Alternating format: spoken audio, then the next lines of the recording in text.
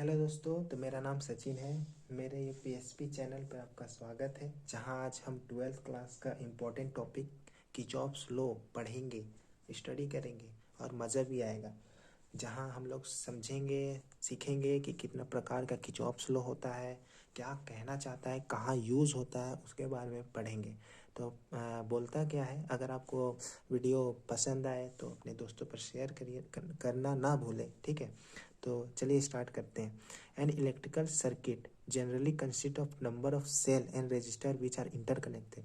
कोई भी generally circuit देखा जाए तो उसमें सेल हो गया, रजिस्टर हो गया, बैटरी हो गया, मतलब सेल ही को बैटरी बोलते हैं, तो बैटरी हो गया, सेल हो गया, कैपेसिटर हो गया, आपस में जुड़े हुए, उलझे हुए रहते हैं, जुड़े हुए रहते हैं। तो इन अ कंप्लीट, उसके बाद बोलता है इन अ कंप्लीट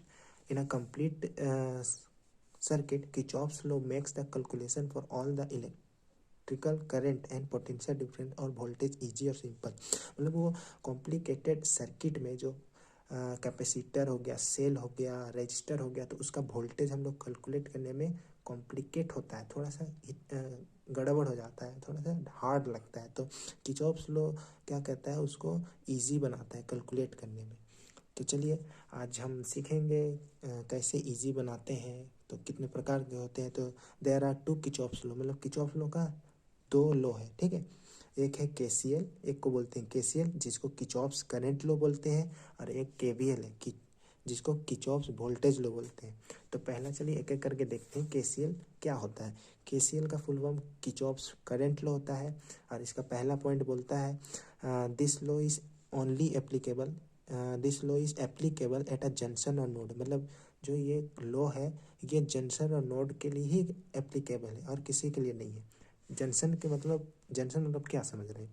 जंक्शन मतलब कि स्टेशन जाते होंगे तो वहाँ देखते होंगे कोई भी स्टेशन का नाम, जैसे रांची जंक्शन हो गया, अभी तो अयोध्या धाम जंक्शन हो गया।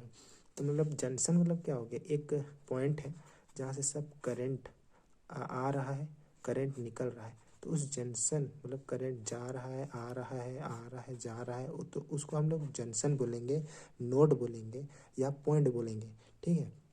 जैसे रांची स्टेशन हो गया, अयोध्या धाम जंक्शन हो गया, तो उसमें सब ट्रेन आता है, वहाँ से ट्रेन जाता भी है, आता भी है, तो एक जंक्शन हो गया। अब सेकंड पॉइंट बोलता है, क्या कहना चाहता है ये KCL, it state that at any junction और node the sum of current entering और leaving the junction is equal to zero. मतलब कोई भी पॉइंट पर, मतलब एक जंक्शन और नोड पर करंट कितना ही करंट आ रहा है या जा रहा है, उसका जो सम होता है वो इक्वल टू ज़ीरो के बराबर होता है, ठीक है। जैसे एग्जांपल में देखिए, यहाँ पर एग्जांपल देखा जाए तो देखते हैं, यहाँ पर ये ए है, ठीक है, पॉइंट है, मतलब ये जंक्शन हो गया या नोड हो गया। इसमें करंट I1 गया, फिर I2 बाहर निकला, फिर I3 गया, I3 आया इस पॉइंट पर, ठीक है।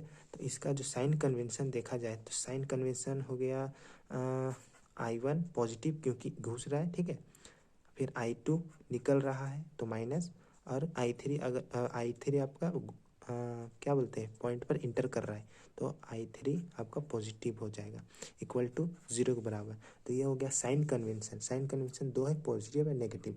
अगर पॉइंट पर करंट आ रहा है, मतलब इंटर कर रहा है, तो पॉजिटिव लेना है। अगर पॉइंट से करंट लीव कर रहा है तो नेगेटिव लेना है, ठीक है। यही साइन कन्वेंशन है, आपको ज़्यादा हार्ड नहीं लगेगा, आसान है बहुत ही। अब देखते हैं केवीएल। केसीएल ख़त्म। केवीएल क्या होता है, this law is applicable in a loop और मेश। मतलब लूप और मेश के लिए, लूप मतलब एक सर्कुलर लूप होता है ऐसा, ये देखिए दूसरा भी बनाए हैं तो एक लूप और मेश के लिए एप्लीकेबल रहता है। जहाँ जैसे एक इलेक्ट्रिकल सर्किट, ये है इलेक्ट्रिक सर्किट, तो ये एक लूप बनाता है, जब करंट जाता है ना ऐसा जाता है तो एक कंप्लीट सर्किल बनाता है, उसी को लूप बोलते हैं, ठीक है।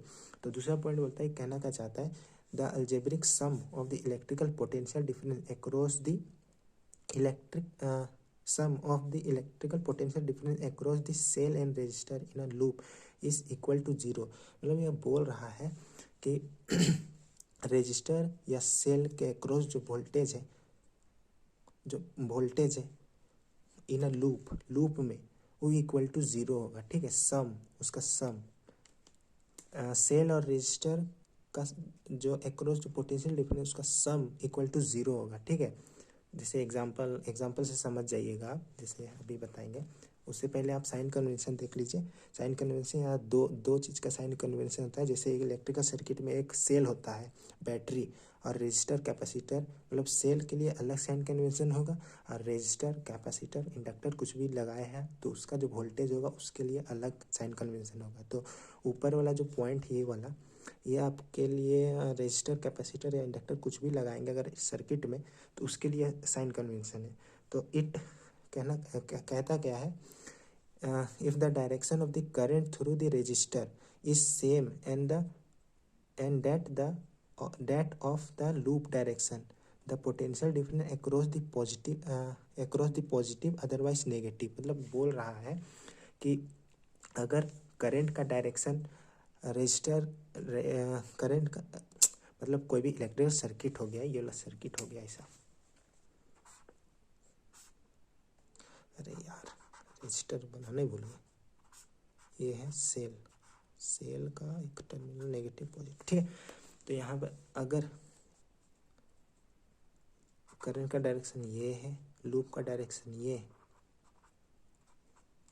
करंट का डायरेक्शन ये, लूप का डायरेक्शन ये है, तो यहाँ पर आर है समझिए। तो इसका जो पोटेंशियल वी आर है, वी आर के एक्रॉस जो करंट का डायरेक्शन है वो लूप का डायरेक्शन भी सेम होगा, दोनों का डायरेक्शन सेम होगा। तो आपको आपका जो पोटेंशियल डिफरेंस का साइन है वो पॉजिटिव लेना है। अदरवाइज अगर वी आर का जो करंट का डायरेक्शन अलग है, लूप का डायरेक्शन अलग है, तो आपको नेगेटिव लेना पड़ेगा, ठीक है।